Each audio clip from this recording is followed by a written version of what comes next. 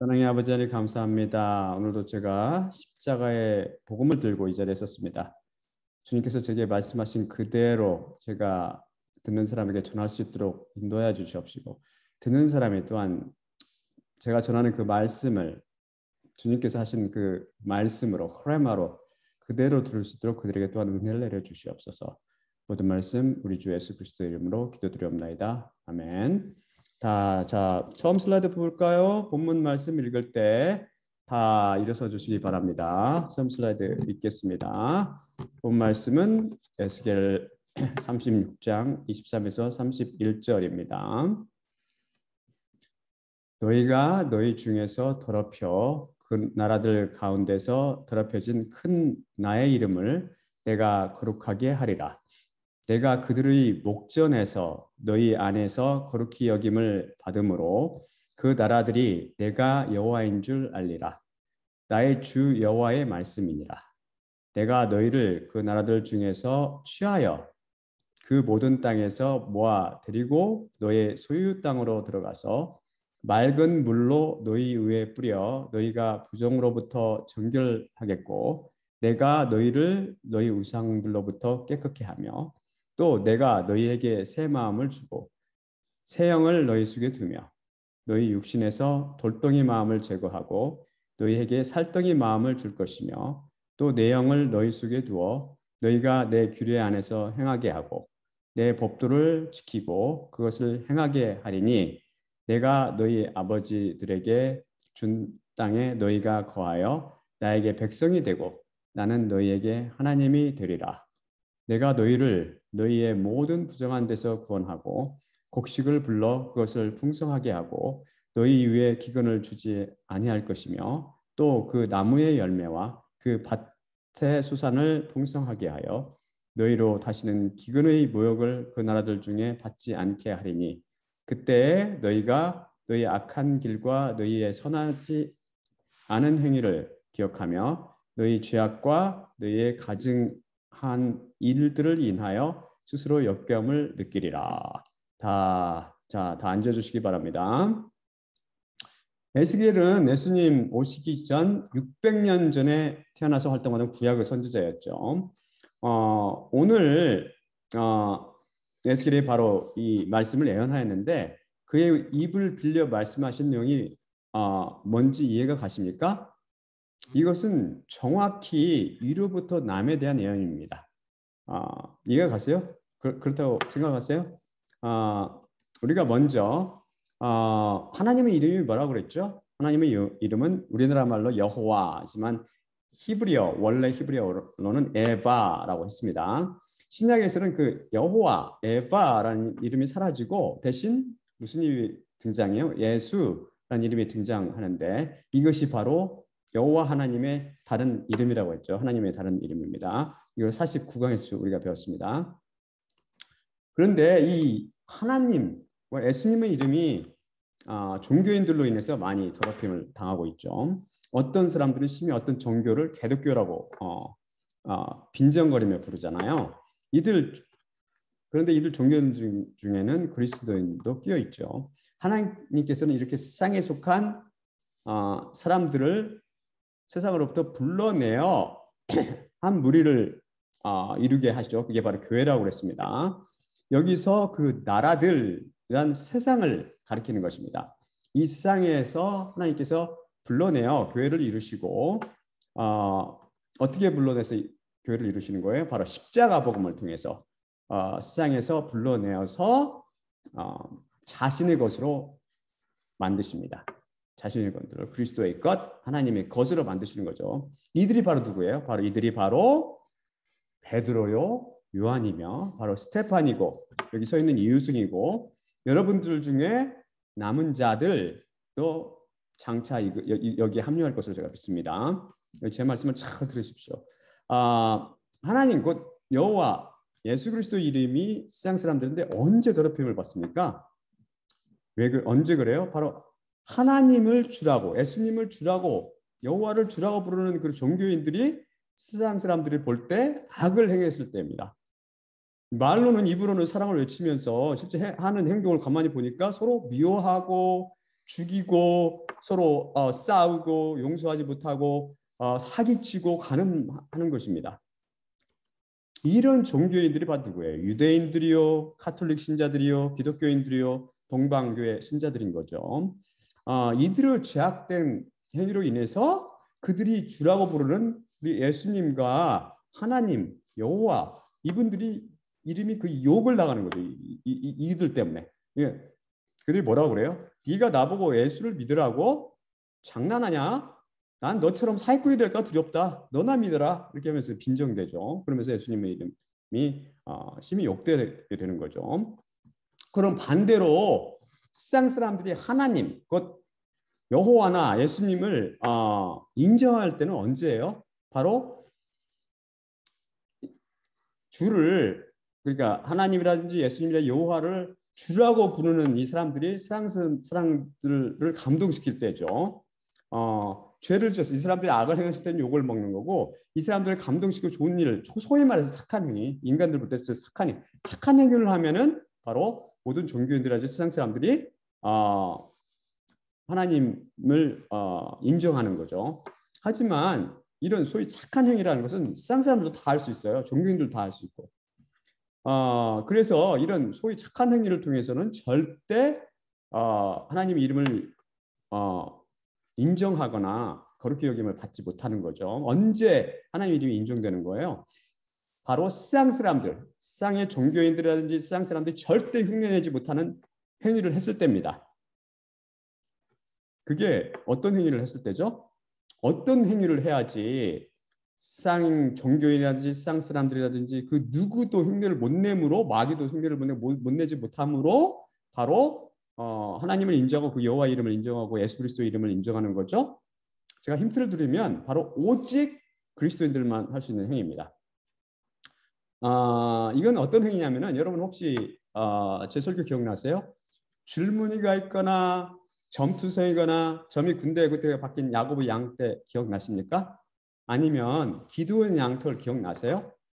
제 56강에서 이미 배웠지만 성령님의 역사는 이 세상이라든지 마귀라든지 이 모든 인간들이 절대 따라하지 못하는 놀라운 역사라고 그랬죠. 하나님의 역사를 사람이 행할 때 그 누구도 따라할 수 없고 그것을 이루는 하나님을 높이게 되는 것이죠. 그럼 그리스도인들이 어떻게 성령님의 역사를 이름으로 세상 사람들로부터 하나님의 이름이 인정을 받고 또한 그 사람들도 인정을 받고 여호와 하나님의 이름과 예수 그리스도 이름을 두려워하게 될까요? 다음 슬라이드 보여주세요. 사도행전 2장 43에서 47절입니다. 또한 모든 사람에게 두려움이 임하고 사도들을 통해 기사와 표적들이 많이 행해지니라. 또한 믿는 사람들이 함께 있어 모든 것을 서로 통용하며 또 땅과 소유를 팔아 각 사람의 필요를 따라 나눠주고 날마다 한 마음으로 성전 안에서 헌신하며 집마다 떡을 떼고 기쁨과 순전한 마음으로 음식을 나눠 먹으며 하나님을 찬양하고 온 백성에게 호의를 받으니라. 또한 주님께서 구원받은 사람들을 날마다 함께 도하시니라. 이것은 뭐냐면 지금 초대교회 시절 그리스도인들의 생활을 묘사한 사도행전 기사죠. 이때 바로 성령님의 역사가 강하게 불처럼 강하게 일어나는 때였습니다. 그래서 세상 사람들로부터 인정을 받고 하나님을 두려워하게 되는 거죠. 인정하고 여기서 보듯이 뭘 통해서 그랬다고 그랬어요? 기사와 표적, 이거 누구 아무도 흉내 못 넣는 거죠. 기사와 표적들과 또 놀라운 건 뭐냐면 내 것 따지지 않고 모든 것을 팔아서 다 나눠 가졌다는 것입니다. 인간이 갖고 있는 기본적인 욕망, 그 탐욕을 버리자면 이게 불가능해요. 인간의 욕심으로를 초탈하게 만드는 거. 이것이 바로 성령님의 역사죠. 인간수는 이게 불가능하잖아요. 이것은. 그렇기 때문에 이걸 통해서 뭘 우리가 봐야 되냐면은 이들에게 진실로 십자가 사건이 일어났으며 이들 가운데 개개인적으로 십자가 사건이 일어났고 그 결과 성령님이 찾아와서 강하게 역사하심을 우리가 이 기사를 통해서 알 수 있는 거죠. 바로 하나님의 백성 안에서 하나님께서 강하게 역사하실 때, 성령님께서 강하게 역사하실 때 그분의 이름이 거룩히 여김을 받는 것입니다. 결국 그 누구도 여호와의 이름, 곧 하나님의 이름, 예수 그리스도의 이름을 거룩하게 할 수 없고 오직 하나님 자신 그분 한 분만이 이를 가능케 하십니다. 바로 사도행전 2구절을 통해서 우리는 알 수 있는 게 뭐냐면 바로 에스겔의 예언이 정확히 성취된다는 것을 알고 있습니다. 이게 바로 잘 다시 읽어보시면 이게 바로 성령님의 역사를 통해서 하나님의 백성 안에서 역사하시는 성령의 역사를 통해서 하나님의 이름이 거룩히 여김을 받는다는 것이 지금 이루어지고 있는 거죠. 그럼 하나님의 이름이 그리스도 안에서 강하게 역사하심으로 세상 사람들에게 인정받고 하나님 그 사람들이 하나님을 두려워하게 하는 그 역사는 오직 또 다른 모양으로 나타나지 않을까요? 어떤 모양으로 과연 어떤 꼴로 또한 나타날 수 있을까요? 이런 것뿐만 아니라 다음 슬라이드 보겠습니다. 요한복음 13장 34에서 35절입니다. 새 계명을 너희에게 주노니 너희가 서로 사랑하게 하려 함이니라. 내가 너희를 사랑한 것 같이 또한 너희 자신들도 서로를 사랑하게 하려 함이니라. 너희가 서로에게 사랑을 가지고 있으면 이로써 모든 사람들이 너희가 내 제자인 줄 알리라. 제 번역이 좀 이상하게 들리실 수 있을 것입니다. 왜냐하면 여러분은 지금까지 오역된 한글 성경이나 영어 성경에 익숙해져 있기 때문일 것입니다. 제가 항상 말씀드리거니와 종교인들은 항상 굉장히 중요한 매우 구조한 성경 구절에만 왔다 하면은 이것을 오역해버리죠. 이 구절은 예수님의 새 계명에 대한 말씀으로 매우 중요한 의미를 가지는 구절이죠. 헬라어 원문은 정확히 가정법으로 되어 있어요. 제가 번역했듯이 가정법으로 되어 있지만 한글 성경이 영어 성경들은 모두 뭘로 번역했냐면은 명령법이라든지 명령법과 같은 뉘앙스로 오역을 해놨습니다. 예수님의 계명이기 때문에 이걸 또 예수님의 새 계명이라고 하고 계명이기 때문에 당연히 명령법으로 번역해야 한다고 그들이 지극히 인간적인 상식으로 생각했고 인간의 이성과 논리로 결론을 내서 번역을 한 거죠. 다음 슬라이드 볼까요? 이 슬라이드는 오역된 성경들의 요한복음 13장 34절과 제 번역을 서로 비교해 놓은 것입니다. 하면 제가 읽어드리겠습니다. 첫째가 바로 개역 개정판. 새 계명을 너희에게 주노니 서로 사랑하라. 내가 너희를 사랑한 것 같이 너희도 서로 사랑하라. 킹제임스 음정료 똑같아요. 이거는 새 계명을 너희에게 주노니 서로 사랑하라. 내가 너희를 사랑한 것 같이 너희도 서로 사랑하라. 그 다음에 공동번역 성서 개정판 굉장히 비슷합니다. 나는 너희에게 새 계명을 주겠다. 서로 사랑하여라. 내가 너희를 사랑한 것 같이 너희도 서로 사랑하여라. 그 다음에 마지막이 제가 번역한 거죠. 새 계명을 너희에게 주노니 너희가 서로 사랑하게 하려 함이니라. 내가 너희를 사랑한 것 같이 또한 너희 자신들도 서로를 사랑하게 하려 함이니라. 그들이 이 모두가 종교들이 오역한 이유는 이것을 저처럼 가정법 문장으로 원래 헬라어 원어처럼 가정법 문장으로 그대로 번역하면 말이 안 되는 것처럼 느껴지기 때문이죠. 생각되고 종교인들이 바로 이성과 논리로 성령님은 조명이 아니라 인간들의 이성과 논리로 하나님의 말씀을 변질시키고 해소시켜 놓아버린 거죠. 다음 슬라이드 볼까요? 이 구절을 제가 헬라어 원문으로 살펴볼게요. 이거를 그대로 픽스해 주세요. 고정시켜 놓고 제가 이 헬라어를 그 문장을 쭉 설명해 드릴 테니까 다음 슬라이드 비춰주세요 할 때까지 그대로 이 슬라이드를 고정해 주십시오.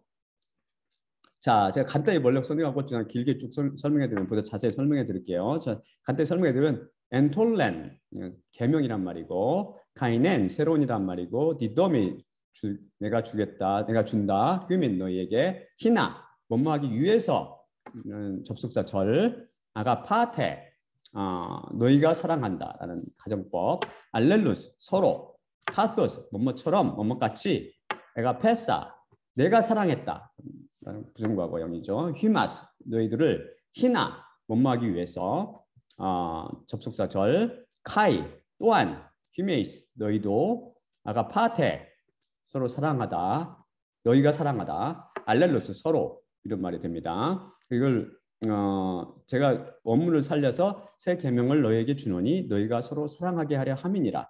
내가 너희를 사랑한 것 같이 또한 너희 자신들도 서로를 사랑하게 하려 함이니라. 이렇게 번역되는 거죠. 이것을 보다 자세히 설명해 드리면 먼저 엔톨레는 엔톨레의 목적격인데 엔톨레는 특정 행동을 위임하는 명령의 뜻과 법령이란 뜻이 있는데 성경 중에 쓰이면 하나님의 명령, 곧 계명을 의미합니다.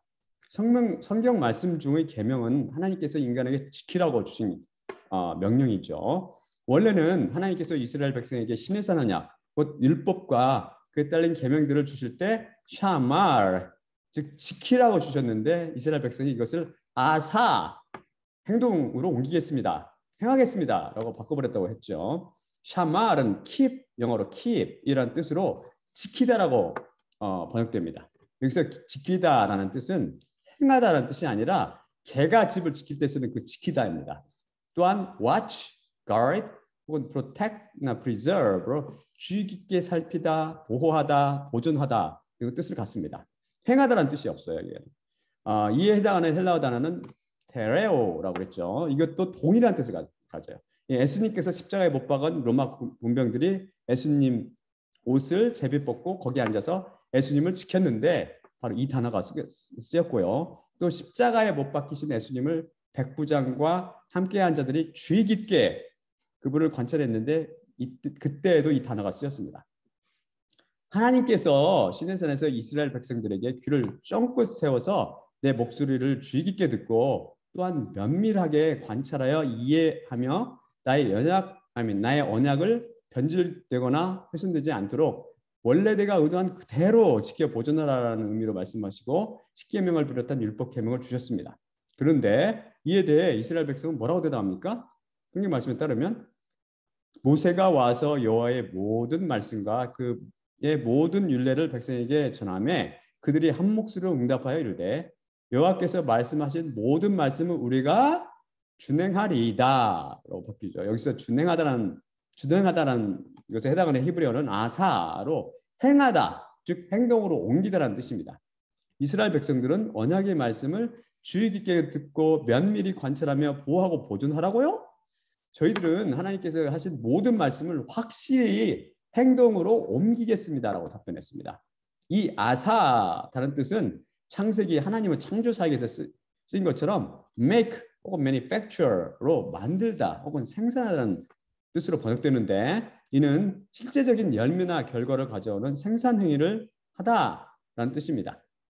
그래서 아사는 입으로만 호황되게 행한다라는 뜻이 아니라 열매를 맺고 실제적인 결과를 가져오는 행동을 행하다라는 뜻입니다. 바로 히브리어 아사에 해당하는 헬라어 단어가 포이에오입니다. 포이에오는 만들다, 즉 make, 산출하다, produce라는 의미를 포함하는 행하다라는 뜻으로 입으로만 행하는 그런 행함이 아니라 실제적으로 열매를 맺는 혹은 구체적인 결과를 가져오는 행위를 행하다는 뜻입니다. 히브리어 아사와 뜻이 정확히 일치하죠. 하나님께서 십계명을 포함한 613개의 계명을 이스라엘에게 주시니 그들이 이를 지켜 행했나요? 제가 그랬잖아요. 준행하겠나이다. 지켜 행하겠나이다. 줄줄이 다 깼지요. 단 하나도 하나님께서 의도하신 바 그대로 지켜 행하지 못했습니다. 약하고 악한 육신 때문이었습니다. 죄의 노예로 생각하고 행하는 모든 것이 악한 죄인들이 어찌 저 높은 하나님의 계명들을 지켜 행할 수 있겠습니까? 그런데 지금 예수님께서는 그 제자들에게 계명을 주신다고 말씀하십니다. 그게 어떤 계명일까요? 그 다음 단어가 카이넨으로 지난 시간에 배운 형용사 카이노스의 여성 목적형입니다. 엔톨레가 여성 명사라 여성 형용사를 받았습니다. 카이노스는 무슨 뜻이라고 그랬어요? 전에 존재하지 않은 것과 관련된 혹은 오래된 것과 대조되는 최근의 것과 관련된으로 갈라기 새로운 이란 뜻입니다. 그래서 엔톨렌 카이넨은 세 계명이 됩니다. 이것은 구약의 계명들이나 예수님께서 산상수훈 등을 통해 지금까지 주셨던 계명과는 다른, 즉 지금까지 존재하지 않고 알려지지 않았던 전혀 다른 새로운 계명을 말합니다. 그 다음이 디도미인데 여러 가지 뜻이 있지만 가장 흔히 관대함의 표현으로 베풀다 혹은 주다라는 뜻으로 많이 쓰입니다. 선물이나 특권, 은혜 등을 준다고 할 때 쓰입니다. 예수님께서 제자들에게 관대함의 표현으로 새 계명을 주시겠답니다. 구약의 계명들과는 다른 은혜로 새 계명을 선사하시겠다는 뜻입니다. 계명이 짐이 아니고 선물이 된다는 의미입니다. 이해 가세요? 계명은 하나님의 명령이므로 받으면 강제 규정으로 묶여 지켜 행해야 하므로 당연히 무거운 짐이 될 텐데 예수님께서는 그것이 오히려 선물이 될 거라는 의도로 말씀하십니다. 그 다음 살펴볼 단어가 희나인데 이것은 가정법 문장을 이끄는 접속사입니다. 신약의 가정법 문장 중 희나 플러스 가정법 문장이 3분의 1을 차지할 정도로 흔히 쓰이며 중요한 용법입니다. 이들 중 가장 흔한 용법이 purpose, 즉 목적을 나타내는 용법입니다. 이거는 바로 헬라 시작한 사람들은 알아야 되는 용법이에요. 그 정도 중요하죠. 이것은 주동사 의도를 설명해 줍니다. 흔히 why, 즉 왜라는 것에 대한 답변을 제공합니다. 영어로 in order that, 즉 뭐뭐하기 위하여로 해석됩니다. 희나 플러스 가정법 문장은 목적, 이렇죠. 목적 외에도 결과를 나타내기도 하고 목적 결과를 나타냅니다. 오직 드물게, 굉장히 드물게 명령을 나타냅니다. 모든 번역 성경들은 이 가장 흔히 쓰이는 목적이나 결과 혹은 목적 결과 용법을 버리고 가장 드물게 쓰이는 명령 용법을 써서 억지로 번역을 해놨습니다. 왜냐하면 그렇지 않으면 말이 안 된다고 판단했기 때문입니다. 영어 성경들은 결과 용법에 가깝게 번역한 것으로 볼 수도 있습니다. 어떻게 보면 읽어보시면 알겠지만. 그 다음 살펴볼 단어가 아가파테인데 이것은 아가파오의 2인칭 복수 현재 가정법으로 아가파오는 to love, 즉 사랑하다라는 동사입니다. 다음은 알렐로스는 알렐로는 목적형으로 이는 서로라는 뜻이고요. 그래서 엔톨렌 카이넨 디도미 후에민은 어떻게 되냐면 내가 너에게 새 계명을 주노라라는 뜻이 되고 여기에는 내가 은혜로 너에게 새 계명을 주노라라는 의미가 내포되어 있다고 했죠. 다음 히나 아가파테 알렐루스는 목적을 나타내주며 주동사 디도미, 즉 새 계명을 주는 것에 대한 이유를 설명하여서 새 계명을 주는 것에 대한 목적을 나타내 준다고 했습니다. 새 계명을 주는 이유는 너희가 서로 사랑하게 하기 위해서라는 것입니다. 이것을 결과 혹은 목적 결과로 해석해도 의미는 비슷합니다. 특히 하나님께서 무엇인가를 목적하시면 그 결과가 필연적으로 수반되기 때문에 이것을 목적 결과 용법으로 해석해도 무방합니다. 내가 새 계명을 주는 결과 너희가 서로 사랑하게 된다는 의미죠. 여기서 새 계명은 서로 사랑하라는 것입니다. 이게 서로 사랑하는 것임이 예수님의 말씀 속에 내포되어 있죠. 이해 가십니까? 보통 계명은 그것을 지켜 행하라고 주셨는데 이 새 계명을 주신 이유는 강제로 지켜 행하라고 짐으로 주신 것이 아니라 이 계명은 여느 계명들과 달리 이상하게도 그것을 받으면 그것이 제자들로 하여금 서로 사랑하게 만든다는 것입니다. 그래서 엔톨렌 카이넨 디도미 휘민 히나 아가파테 알렐루스를 번역하면 새 계명을 너에게 주노니 너희가 서로 사랑하게 하려 함이라가 됩니다. 어느 정도 이해가 가시죠? 그 다음에 중요한 단어가 카토스인데 이것은 비교를 나타내요. just as, 즉 뭐뭐과 같이나 범위나 정도를 나타내요. to the degree that으로 뭐뭐한 정도로 뜻이 있습니다. 다음은 에가페사는 아가파오, 방금 배운 거 아가파오 1인칭 부정과거로 내가 사랑했다라는 뜻입니다. 그래서 카토스 에가페사 휘마스는 내가 너희를 사랑했던 것 같이 혹은 내가 너희를 사랑했던 그 정도로라는 뜻입니다. 쉽게 말해서 이것은 서로 사랑하는 계명입니다. 그런데 이것을 예수님께서는 새 계명이라고 명명하십니다. 이 계명이 정말 제자들에게 존재하지 않았고 알려지지 않았던 새 계명인가요? 예수님께서 마태복음 5장 44절 산상수훈을 통해서 내 원수를 사랑하라는 계명을 주셨으며 레위기 19장 18절과 마태복음 22장 39절 및 마가복음 12장 31절을 통해 내 이웃을 내 자신과 같이 사랑하라는 계명을 주셨습니다. 히브리어의 이웃에 해당하는 레아는 좁은 의미로는 친구나 동반자, 동료 혹은 이웃을 뜻하고 넓은 의미로는 서로나 또 다른 한 사람 이런 뜻도 있어요. 그리고 그 사람까지 다 포함하는 거죠. 헬라어 이웃은 플레시온으로서 가까이 있는 사람을 뜻하는데 영어로 neighbor나 fellow human being을 포함합니다. 즉 이웃이나 동료 인간 등 가까운 사람들 다 포함하는 거죠. 그런 의미로 새 계명은 내 이웃을 내 자신과 같이 사랑하라는 계명에 포함될 수 있을 것 같습니다. 그런데 왜 새 계명이라고 말씀하셨을까요? 그것은 첫째, 내가 너희를 사랑했던 것 같이라는 수식어가 붙기 때문입니다. 예수님께서 우리를 어떻게 사랑하셨죠? 십자가 위에 당신의 영혼을 내놓으면서 피를 흘리며 죽기까지 사랑하셨습니다. 그 사랑은 원수까지 사랑하는 사랑이었습니다.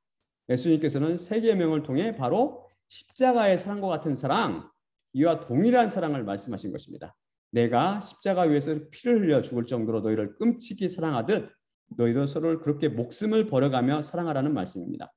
이 사랑은 내 이웃을 내 몸과 같이 사랑하라는 계명보다 더 어렵습니다. 그 사랑보다 더 어렵죠. 왜죠?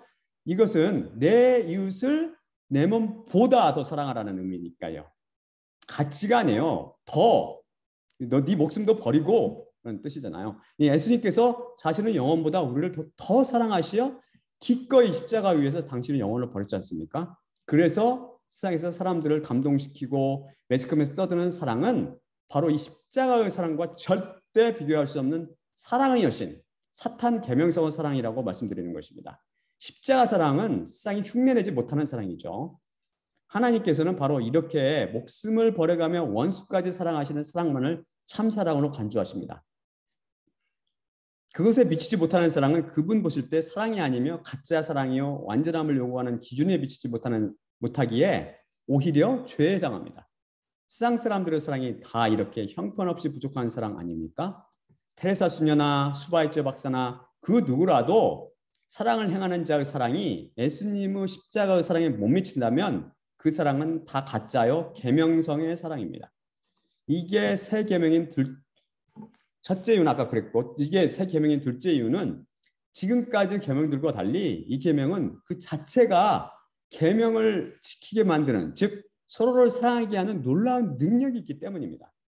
지금까지 계명들은 인간이 그것을 지켜 행하려고 힘써야 했으며 결국 악하고 약한 육신으로 인해서 절대 지켜 행할 수 없었죠. 그런데 이 새 계명은 이 계명이 사람으로 하여금 계명을 지킬 수 있도록 만들어줍니다.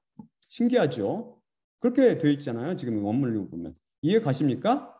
방금 전 새 계명을 너희에게 주노니 너희가 서로 사랑하게 하려 함이라 라고 헬라어 원문을 해석하면서 살펴봤잖아요.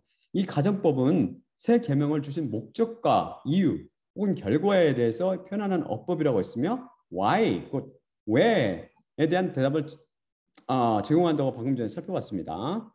그럼 다른 계명들과 같이 예수님께서 새 계명으로 주신 내가 너희를 사랑했던 것 같이 서로 사랑하라는 계명 자체가 어떻게 예수님의 제자들로 하여금 이 계명을 실천하도록 만드는 능력이 있을까요? 다음은 제 47강에서 공부했는데 오늘 주제와 매우 깊은 관련이 있으니 간략히 복습해 볼까요? 다음 슬라이드 비춰주십시오. 다음 슬라이드 보여주세요. 요한계시록 19장 9에서 10절입니다. 그러자 그가 내게 말하기를 기록하라. 그 양의 혼인잔치에 청함을 받은 자들은 복이 있도다 하고 또 내게 말하되 이것은 하나님의 참되신 말씀이라 하기로 내가 그 발 앞에 엎드려 경배하려 하니 그가 나에게 말하기를 나는 당신 및 예수님의 증언을 받은 당신의 형제들과 같이 된 종이니 삼가 그리하지 말고 오직 하나님께 경배하라. 예수님의 증언은 예언의 영이기 때문이니라. 이 구절에서 특히 해석이 어려운 19장 10절의 예수님의 증언은 예언의 영이기 때문이라를 이미 제 47강에서 헬라어 원문을 집중적으로 살펴보면서 공부했었죠. 기억나세요? 예수님의 증언은 예언의 영이라가 무슨 뜻이라고 했죠? 예수님의 증언이라는 게 먼저 예수님 증언이라는 게 뭐예요? 예수님께서 하신 말씀 하나하나를 의미합니다. 이것은 예수님께서 육신을 입고 이 땅에 오셔서 하셨던 그 모든 말씀 플러스 말씀이신 예수님, 하나님, 그분은 하나님과 동일하신 분이고 그분은 말씀이라고 했잖아요. 그분에 대해서 기록한 곧 성경 전체 말씀을 가리키는 것입니다. 성경 말씀 한 글자 한 글자가 진실로 예수님의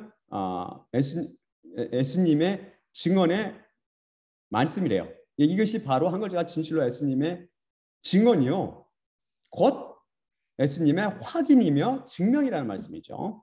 그래서 성경 말씀은 일자무한 것입니다. 따라서 예수님의 증언은 예언의 영이니라 라는 말씀은 예수님께서 직접 성경 말씀을 아신 성경 말씀에 써 있는 그런 모든 말씀들, 성경 말씀 하나하나가 예언의 영이라는 말씀입니다. 근데 예언이 무슨 뜻이라고 그랬죠? 이 단어가 신비주의에 의해서 완전히 심히 오염되고 훼손됐다고 그랬죠. 이것의 원어적인 의미는 예언이란 말은 성경 말씀을 성령님의 계시를 통해 해석하는 행위라는 뜻이라고 그랬고, 예언하다라는 말이 무슨 말이라고 그랬어요? 성령님을 통해서 계시의 말씀을, 계시받은 성경 말씀을 선포하다라는 뜻입니다. 이게 바로 예언하다. 그래서 선지자라는 말은 예언자죠. 선지자라는 말은 성령님을 통해서 성경 말씀을 그대로 전하는 자라고 제가 그랬죠. 그래서 이 말씀 다른 말로 뭐라고 그랬어요? 하나님의 대언자, 대신 전하니까 대언자, 대신 말하니까, 또는 대변자라는 뜻이 있다고 했습니다. 그래서 예언과 성령님은 바로 여기서 살펴보듯이 뗄래야 뗄 수가 없는 관계가 있는 거죠. 그래서 예언의 영은 바로 무슨 영을 말하는 거예요? 성령님을 뜻합니다. 결국 예수님의 증언은 예언의 영이라는 말씀은 예수님의 말씀, 곧 성경 말씀은 성령님이다라는 말씀이 됩니다. 이해가 가십니까? 자, 다음 슬라이드 보여줄까요? 요한복음 6장 63절입니다. 살리는 것은 영이니 육은 무익하니라. 내 자신이 너희에게 이른 말씀이 영이요 생명이라. 여기에서 영은 성령님의 뜻을 가는 푸뉴마입니다. 헬라어 원어를 보면 내 자신에게 너에게 이른 말씀이 무엇을 뜻합니까? 바로 방금 살펴본 것처럼 예수님께서 성경을 통해서 하신 모든 말씀, 그 말씀 하나하나, 그게 바로 예수님의 증언이고, 이것이 바로 예수님의 증언이 바로 푸니마요 조에라는 것입니다. 곧 예수님의 증언이 영이요 생명이며 성령님이라는 말씀이죠. 쉽게 말해서 성경 말씀 자체가 성령님이라는 말씀입니다. 즉 성경 말씀이 예언은요 성령님이라는 말씀인데, 여러분이 성경을 읽을 때 성령님으로 느껴지시나요? 예수님께서는 뭐라고 말씀하셨냐면 내 자신 너에게 이른 말씀이라고 했는데, 이것을 헬라어로는 타, 크레마타, 하, 에골, 렐랄레카, 후이민이 되는데, 이 크레마타라는 말은 크레마의 복수형이에요. 크레마는 무슨 말이죠? That which is said. 입으로 말해진 그 말씀이란 말입니다. 입으로 말해진 말씀. 그래서 말씀의 뜻을 갖는 또 다른 단어가 뭐죠? 로고스가 있었죠. 로고스가 아니고 입으로 말해진 그 말씀, 크레마가 우리를 살리는 성령님이라는 말씀입니다. 하나님께서는 어떻게 천지를 창조하셨어요? 성경을 읽어보면 로고스로 창조하셨어요. 로고스로 천지를 창조하시고, 로고스로 귀신을 쫓아내시고, 로고스로 복음을 전파하셨죠. 예수님께서. 이것은 우리들 같은 죄인들이 이해하기는 너무도 어렵고 신비하고 거룩한 말씀이죠. 그래서 로고스가 크레마로 변해가지고 그리스도인들 안에서 예수님의 음성으로, 예수님의 말씀으로 들려져서 이해가 될 때, 그것이 성령님이 되어서 우리를 살리게 된다는 것입니다. 바로 하나님, 예수 그리스도의 새 계명, 내가 너희를 사랑한 것 같이 너희가 서로 사랑하라는 것이 바로 예수님께서 이른 말씀이죠. 이 말씀, 이것이 곧 크레마가 되어서 이것 자체가 성령님으로 사랑을 하게 만든다는 것입니다. 이것이 바로 크레마로 성령님 이 새 계명을 행하게 만들어 준다는 거죠. 바로 이 새 계명이 크레마가 되어서 진실로 능력으로 역사하는 사람들이 있어요. 그게 바로 누구죠? 그게 바로 좋은 땅. 30배 말씀 씨가 뿌려져서 30배, 60배, 100배의 열매를 맺는 땅. 곧 말씀이 로고스로 되어서 쫙 씨가 로고스 씨앗이 떨어졌는데 이게 크레마로 살아나는 거죠. 이들이 바로 예수 그리스도의 제자들과 가룟 유다를 뺀 제자들과 위로부터 난 그리스도인들을 말합니다. 그들 안에 살아있는 신 성령님으로 말미암아 새 계명이 예수님의 십자가 사랑 같은 사랑을 행할 수 있도록 만들어주는 거죠. 신비하죠? 예수님께서 계속 말씀하십니다. 너희가 서로에게 사랑을 가지고 있으면 이로써 모든 사람들이 너희가 내 제자인 줄 알리라. 오직 이 사랑, 곧 십자가의 사랑만을 하나님께서는 사랑이라고, 예수님께서 사랑이라고 부르십니다. 이 사랑은 세상 사람들이라든지 마귀라든지 종교인들이라든지 그 누구도 흉내지지 못하는 사랑입니다. 예수님께서는 어떻게 사랑하셨죠? 예수 그리스도의 영혼을 내려놓으면서까지 원수했던 우리를 사랑하셨어요. 우리를 용서해 주심을 어떻게 하기 위해서요? 우리를 죄와 사망과 마귀의 권세에서 해방시켜 주시기 위해서였습니다. 용서하시기 위해서. 그래서 사랑의 다른 이름이 용서라고 우리가 배웠죠. 그래서 사람들은 모두가 사랑한대요. 심심하면 사람들 모든 사람이 다 그러잖아요. 근데 그 사람이 참 사랑을 가지고 있는지는 뭘 보면 알아요. 입으로는 알 수가 없기 때문에 그 사람이 진짜 용서하는지, 용서를 그 안에 용서가 있는지를 보면 안다고 했죠. 입으로는 다 사랑하지만 참으로 이웃을 사랑하고 형제를 참으로 이웃을 용서하고 형제를 용서하는 사람은 찾지 못하죠. 왜냐하면 그 안에 용서영, 곧 성령님이 그 안에 존재하지 않고 있기 때문입니다. 다 계명성, 비너스 사랑을 갖고 있죠. 그래서 입으로는 사랑한다고 하면서 마음의 중심으로는 절대 용서가 되지 않습니다. 이 사랑은 무슨 사랑이냐면 입에만 발린 사랑, 조금만 주는 사랑, 생색내는 사랑, 자기 목숨을 아끼는 사랑, 절대 용서하지 못하는 사랑이죠. 기형적인 사랑입니다. 이거는 우리가 제32강을 통해서 사랑의 다른 이름인 용서에 대해서 공부했었습니다. 한번 다시 들어보세요. 여기서 뭐라고 했어요? 우리가 우리 마음의 중심으로부터 진실로 다른 일을 용서해야 된다고 그랬죠. 근데 이게 진실로 용서인지 어떻게 한다고 그랬어요? 사람들 흔히 그러잖아요. 나 너 용서해. 그래 걱정 마. 나 용서해. 그런 다음에 시간이 흐르면 그것을 또 끄집어내서 또 원망하며 시비 걸고 또 용서할게. 그래 용서할게. 해놓고 또 원망하고 시비 걸고 생각나서. 왜 그렇죠? 마음의 중심으로부터 진실로 용서를 못했기 때문이죠. 형제나 이웃의 잘못이 우리의 마음속에 비석처럼 깊숙이 새겨져 있기 때문입니다.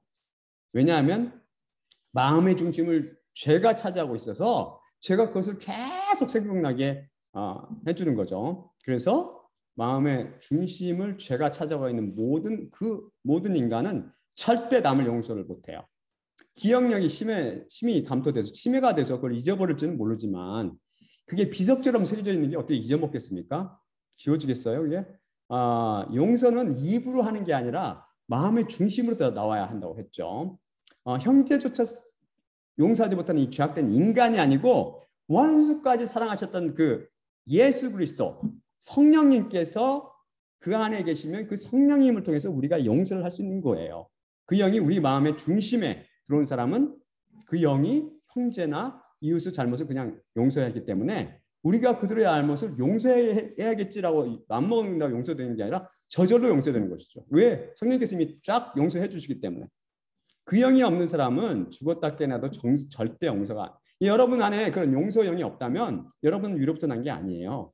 마음이 어떻게 비석과 같이 굳어서 그 미움이 굳게 새겨져 있기 때문이죠. 그래서 이 마음은 돌로 된 마음이라고 여기서도 말씀하고 있잖아요. 지금 다음 시간에 또 더 알아보겠지만 제가 알고 있는 어떤 위로부터 난 분이 한 분 계세요. 근데 그게 어느 날 갑자기 이분 가정에 불화가 찾아왔습니다.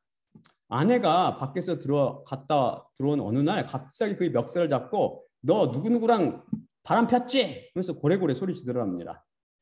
어이가 없어서 그런 일 없다고 항변하는데 아내가 목청이 터져라고 소리 지르며 난리 법석을 피우더래요. 아무리 성명을 해도 들은 채도 않고 거짓말하지 말라며 동네방네 소리만 지는 그 아내가 결국은 진실이 드러나겠지 하면서 이 사람이 기다렸고 때로는 나 바람 피웠어라고 농담까지 했대요. 그런데 그 아내는 시간이 들러도 전혀 좋아질 기색을 보이지 않고 밤이건 낮이건 쥐가 다른 사람 관리하지 세상 떠나라고 소리 지르면서 그렇게 괴롭혀댔답니다.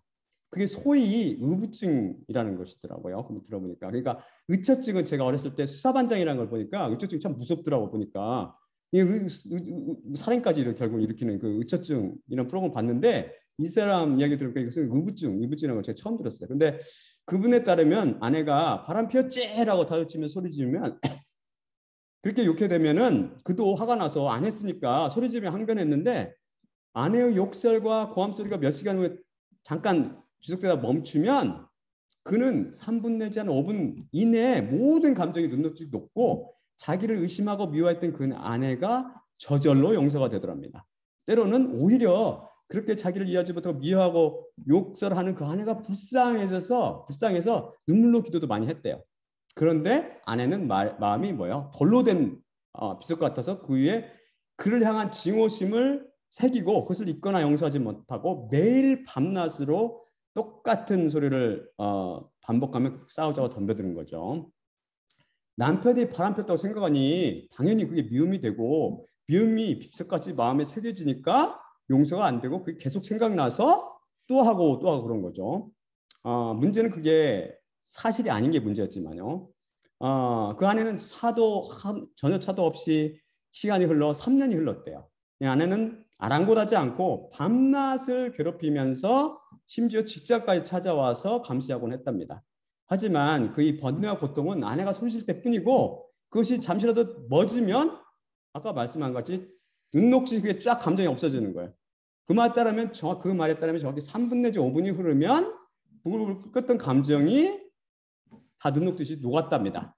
그것이 수년이 지나니까 이제는 아내가 그에 대해서 시비를 걸고 고함을 치르면 큰 소리 치면서 항변하는 것이 아니고 웃음이 나오더래요. 웃음이. 하도 어이가 없어서 그런지 아무튼 그런 웃음이 나오더래요. 하지만 그도 인간이라 때로는 큰 소리 치며 맞장구 치기도 했는데 그가 웃어 넘기던 큰소리 치며 맞장구 치건 관계없이 싸움이 끝나고 3분 내지 5분이 지나면 그 감정이 다 없어지고 아내가 불쌍해지더랍니다. 그는 이에 대해서 그가 뭐라고 그러냐면 그 속에 계신 성령님의 역사라고 그게 설명해 있습니다. 저도 그 상태를 이해합니다. 인간은 용서를 못하죠. 생사람 잡고 바람 폈다고 밤낮을 들들들 볶아대는데 어찌 용서가 되겠습니까? 그것도 하루 이틀도 아니고 몇 년씩 똑같이 괴롭혔대요. 그것은 용서인 성령님만이 할 수 있습니다. 그분 안에 계신 성령님께서 계속 그분의 아내를 용서하고 계셨던 것입니다. 그 말에 따르면 그 아내가 하도 고함 지르고 위협하고 욕설에 시달려 그는 Spouse Abuse Center, 그러니까 거기에 전화하려고 그랬대. 우리말로 말하면 쉽게 말해서 부부폭력 신고센터죠. 그런데 그가 마음 먹고 전화하려면 마음이 이미 다 녹아버려서 그걸 실행에 못 옮기는 거죠. 그런 마음이 있어야 하는데 이게 다 녹아버려가지고 아내가 하도 잠 못 자게 괴롭히고 욕하고 들볶고 시달리다가 그럼 나 이번에 또 해야지. 그게 2번 있었대요. 2번. 근데 결국 둘 다 마음이 하려고 그러면 다 녹아버려서 행하지 못하고 결국은 모든 것을 하나님께 맡기고 그냥 10수년이 지냈대 지금. 그래서 지금도 아내가 좋아지긴 했지만 시도 때도 없이 그 우부진하게 도져가지고 싸움을 걸어보는 한답니다. 하지만 그 안에 계신 성령님을 힘입어서 매번 저절로 용서가 되는 바람에 그냥 아무 일 없었다는 듯이 싸움만 땡 끝나면 그 고함 소리가 끝나면 그냥 땡 3분 내 5분 딱 아무것도 없었다는 듯이 진짜로 그렇게 됐대요. 그 와중에 어떤 일이 일어났냐면 그 아들이 아버지 그 행동에 감동을 받았답니다. 미국에서 자란 그는 그 같으면 자기 같았으면 벌써 이혼하고 아내를 벌었을 것 같은데 끝까지 참고 용서하는 아버지를 보며 아빠 하나님은 정말 살아계시구나 라고 느꼈대요. 그 아빠를 보면서 성령님의 역사를 목격했던 것이죠. 그래서 그 아들도 그분의 말에 따르면 동일한 성령님께 붙잡혀서 위로부터 남을 향해 하루하루 다르게 자라가고 있다고 합니다. 구약 그 사사기에 따르면 삼손은 어떻게 했어요? 드릴라가 들들 볶는 바람에 마음이 번뇌하여 죽을 지경이었더라라고 그 사사기 16장 16절에 말씀하는데 그녀 들들 볶는 작전에 얼마를 못 버티고 얼마나 버텼는지 몰라요. 이 사람이 얼마 버텼는지 모르겠지만 얼마를 못 버티고 결국 항복하고 자기 속에 숨은 비밀을 다 토로해 버립니다. 그런데 그분의 제가 아는 그 사람의 아내는 며칠이나 몇 달이 아니고 10수년이 자신에게 끊임없이 괴롭히고 생활할 때마다 그 미움에 가지고 생긴 그 미움 헛된 그 망상에 비롯된 그 미움에 의해서 계속 수시로 고통을 준다고 하는데도 성령님이 함께 하시기 때문에 어때? 그게 저절로 용서가 되는 거예요. 저절로 용서. 이번에 용서했지가 아니라 저절로 용서가 되는 거죠. 이것은 성령님의 역사죠. 확실히. 이게 바로 이로부터 난 사람 속의 역사는 사랑의 영의 역사입니다. 새 언약의 계명이 서로를 사랑하고 용서하도록 만들어주는 거죠. 사랑과 용서는 내가 하는 것이 아니에요. 절대. 내 속에 계신 하나님께서 성령께서 하시는 것입니다. 이게 바로 이로부터 난 그리스도인들에게 찾아온 새 계명, 곧 크레마를 통해 찾아온 성령님의 역사입니다.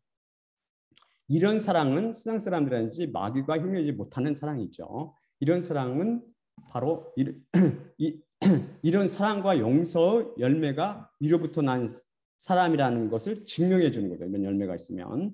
역으로 위로부터 났다고 주장하는데 이런 사랑이라든지 용서 영의 역사가 없다면 그것은 입만 무성한 가짜요. 사랑을 여시는 계명성의 사랑을 갖고 있는 종교인이라는 반증이 되는 겁니다. 에스겔의 본문 말씀은 위로부터 남에 대한 좋은 예언이며 이거에 대한 성취니까 다음 시간 또 계속해서 살펴보도록 하겠습니다. 그럼 마지막으로 고린도전서 11장 23에서 26절 읽고 마치겠습니다. 다음 마지막 슬라이드 보여주세요. 내가 너희에게 전한 것은 주님께 받은 것이니 곧 주 예수님께서 잡히시던 밤에 떡을 취하시고 감사하신 후 떼어 이르시되 이것은 너희를 위하는 내 몸이니 이것을 행하여 나를 기억하라 하시니라. 식후에 또한 그와 같이 잔을 취하시고 이르시되 이 잔은 내 피로 세운 새 언약이니 이것을 행하여 마실 때마다 나를 기억하라 하시니라. 그러므로 너희가 이 떡을 먹으며 이 잔을 마실 때마다 주님의 죽으심을 그분이 오실 때까지 전파할지니라. 예수님의 몸과 피로 상징되는 떡을 떼며 잔을 마실 때마다 십자가를 통하여서 예언의 영인 성령님을 보내셨고 그를 통해서 새 계명을 주심으로 새 계명을 통해서 우리가 서로 사랑하고 서로 용서하게 만들어 주신 예수님만 바라봅시다. 또한 나의 십자가를 기억하고 내가 다시 올 때까지 이를 전파하라 말씀하신 예수님과 그분의 죽으심을 기억하고 전하며 우리를 매일 용서하시고 또한 우리 안에 계신 성령님을 통해서 우리 형제와 이웃의 잘못을 계속 용서하시는 그분만 바라보며 살아갑시다. 자, 그러면 제가 기도하고 마치겠습니다. 사랑의 아버지 하나님 감사합니다. 오늘 말씀을 통해서 주님께서 우리에게 새 계명을 주셨으니 이 새 계명은 곧 내가 너희를 사랑한 것 같이 너희도 서로 사랑하라는 것입니다. 이 계명이 진실로 크레마로 살아나서 우리로 하여금 이 계명을 진실로 행하게 하는 사람들이 있으니 이는 곧 남은 자들, 하나님의 뜻대로 부르심을 받은 그 남은 자들임을 믿습니다. 아버지 하나님, 그 영이 우리 사랑하는 그 형제분의 속에서 역사하셨고 또한 우리들 제 안에 역사하시고 우리 하나님을 사모하는 우리 많은 그리스도인들 안에 역사하듯이 이 복음을 듣는 모든 사람들을 또한 은혜를 내려서 그 영들에게 그 속에서 또한 흐레마로 살아나서 그 말씀이 그들을 살리고 그들이 진실로 서로를 사랑할 수 있는 예수님께서 사랑하신 것 같은 동일한 십자가 사랑으로 서로를 사랑하고 용서할 수 있도록 은혜를 내려주시옵소서. 모든 말씀 우리 주 예수 그리스도 이름으로 감사하며 기도드리옵나이다. 아멘. 네.